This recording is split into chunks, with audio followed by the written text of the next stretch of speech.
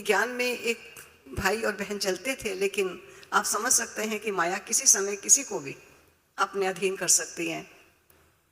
और ये इंग्लैंड की बात है, वो समय आया कि उन दोनों ने शादी कर ली और शादी करने के पश्चात एक बच्चे को भी जन्म दिया। लेकिन काफी समय के बाद वे पुनः जब दादी के पास आए तो दोनों ही आए। तब दादी ने कहा कि अपने बच्चे को क्यों नहीं लाई, मुझे पता चला है आपका बेटा भी है। तो दोनों ही रोने लग गए। दादी ने कहा, क्यों, क्या बात है, रो क्यों रहे हो? तब उन्होंने कहा, दादी बच्चा जन्मांधा है, जन्म से ही अंधा हुआ।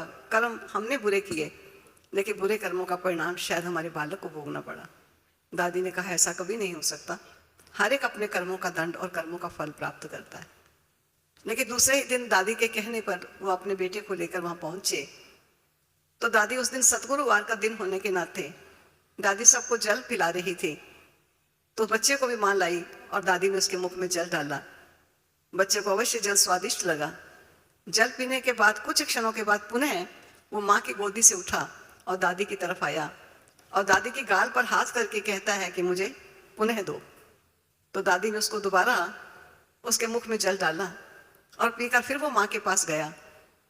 तब दादी ने उसकी माँ से कहा कि तुम कहती हो ये अंधा है, अगर अंधा है तो इसे कैसे पता कि मैंने ही ये जल पिलाया है और मुझे ही गाल पर हाथ लगाकर इशारा करके ये मेरे से पुनः जल मांगता है, और जल पीने के पश्चात वो फिर तुम्हारे पास चला आया है। मैं नहीं समझती कि अंधा है, तुम एक बार डॉक्टर से पुनः इसका चेकअप कराओ।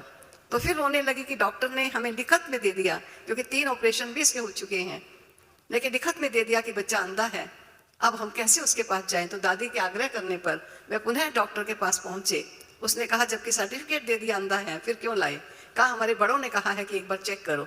और डॉक्टर ने जो ही देखा तो डॉक्टर ने कहा कि कल तक ये अंधा था, लेकिन आज ये अंधा नहीं है।